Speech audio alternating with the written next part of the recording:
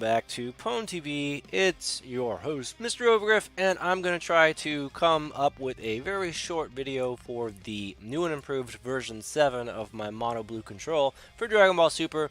We're here on the Dragon Ball Octagon client, well, the Octagon client.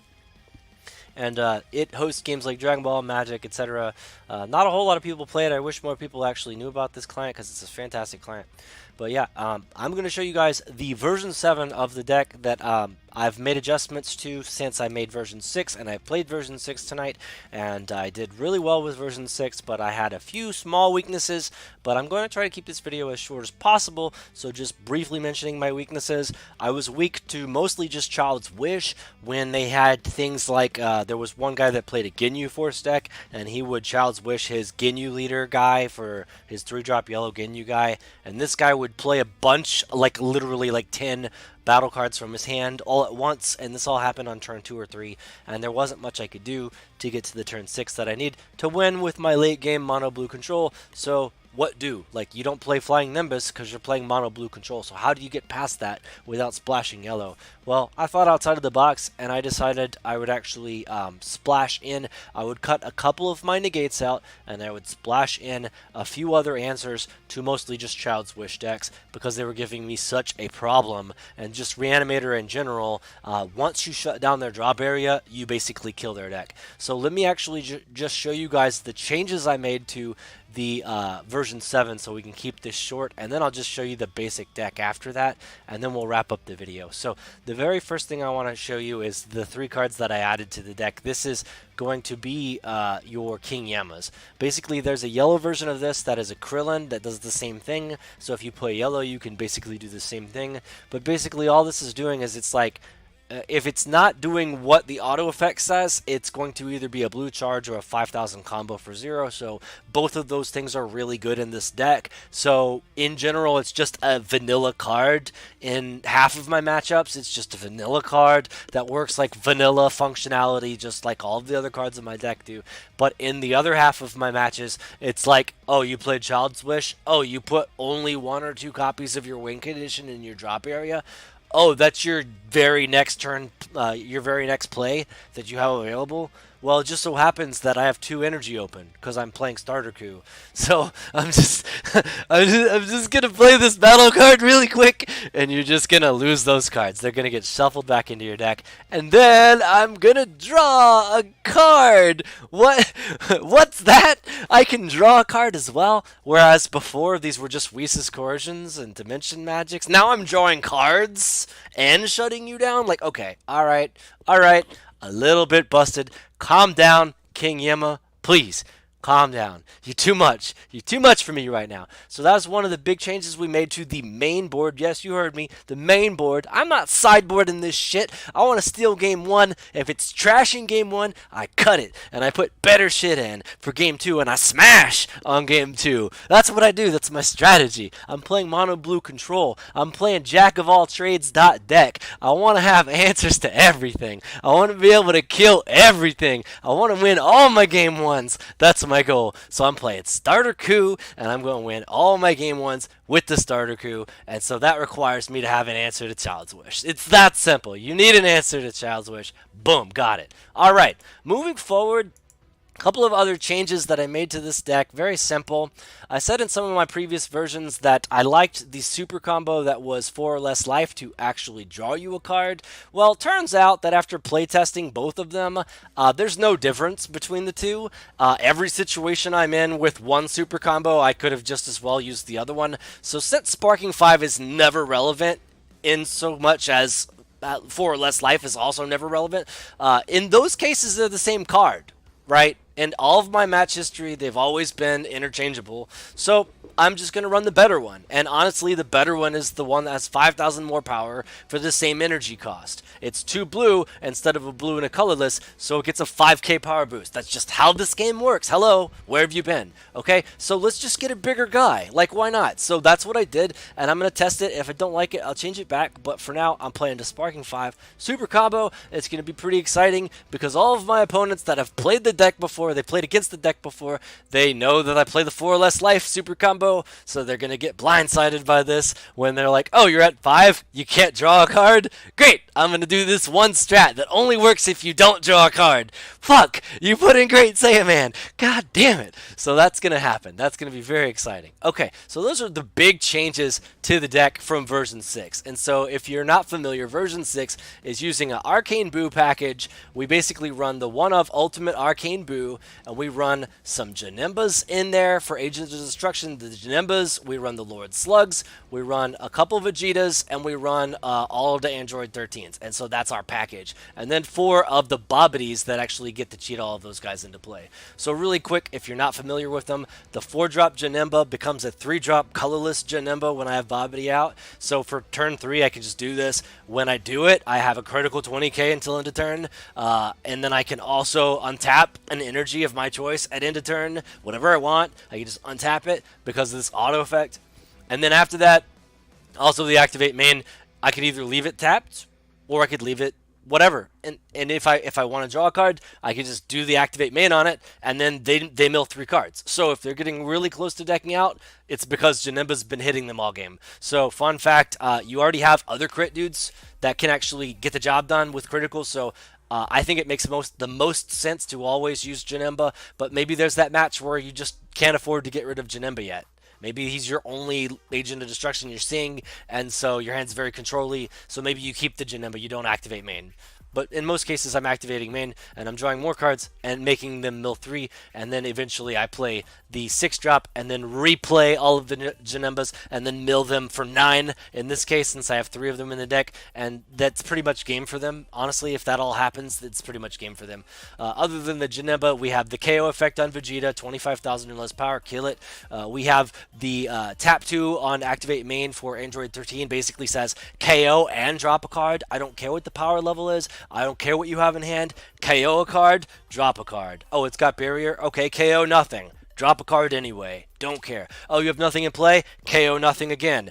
Drop a card. Okay, so for 2 energy, drop a card. What's that? Not once per turn? Okay, tap 2 more. Drop another card. I'm doing this. I'm swinging lead, and then I'm untapping 2 energy after that. It's nuts. It's very strong, and you can knock a lot of the cards out of their hand and out of their battle area with just Android 13. So he gets all the hate. Everybody is aggroing the fuck out of my man, Android 13, so that means Janemba can slide through, Vegeta can slide through, and Lord Slug can slide through. And, like, they just focus on this fucking crit Android 13, because it's, like, the guy to focus on, right? So lots of answers in addition to the Android 13 that just get in there because they're always focusing that Android 13, which is fine. But I love it. I love how Android 13 has a little bit of all of the other Agents of Destruction all built into one card. That's what I really like about him. So he is very OP, honestly. And in this deck where you're untapping energy and you run Sensu Bean and things like that to untap energy, here's the 4 beans. Yeah, it's really nuts. You can always have the 2 energy available to just do that. So there you go. Now, also, we're running 3 instead of 4 on the Dimension Magics. We're running 3 instead of 4 also on the Whis Coercion. So the negates got dropped a little bit. And then also, we're running 3 of the new negates, which is Spirit Sword. Basically, if you're not familiar, Whis Coercion untaps an energy after you use it, so it pays for itself. Dimension Magic, you can pay life and do it for free, or you can tap 1, and either way, you're untapping 2 blue energy. Only 2 blue. I'm playing mono blue, not a problem. Untap 2 energy, that gives me 2 more spells that I can potentially cast for that turn. Okay, and then Spirit Sword is the new one, and that's basically like, oh, you have a blue leader? Okay, great. I'm going to go ahead and say negate the attack, just like the others negates are going to do. But in this case, now I'm also going to bounce a card from your battle area to your hand. So any of your 2-drop or less battle cards, I can bounce them to your hand. So I can basically reset your whole turn. Basically steal the whole turn. If you were gonna chain into a bigger guy, I could remove that line of play from the board, and so you have to go and do your turn all over again. Swap decks, unless they have barrier, they're gonna hate me, right? And Broly, he's probably also hating me because he always has to start with his 1-drop. If you fuck with his 1-drop, it shuts him down a little bit, okay? He can trigger and play his 4-drop, but we'll talk about how that's not relevant. Honestly, just fun fact, this is an anti-Broly deck. If I have to come out and say it, this is anti-Broly, anti-Child's Wish. Honestly, that's what I have in mind when I play it. It's trying to beat the Broly decks, it's trying to beat the Super Shenron decks, and that's basically it, okay? So additional cards. Additional cards. That's going to be my 4 copies of Mafuba. Remember how I said even if I did Spirit Sword their 1-drop, they could still trigger the Leaf's playability, still chain into their 4-drop, and have the other Broly in play. Yeah, fine. Okay, they can do that. That's fine. I run the Mafuba though. So if I'm tapped out, I run the Dimension Magic to untap 2 blue. Are you seeing what I'm saying?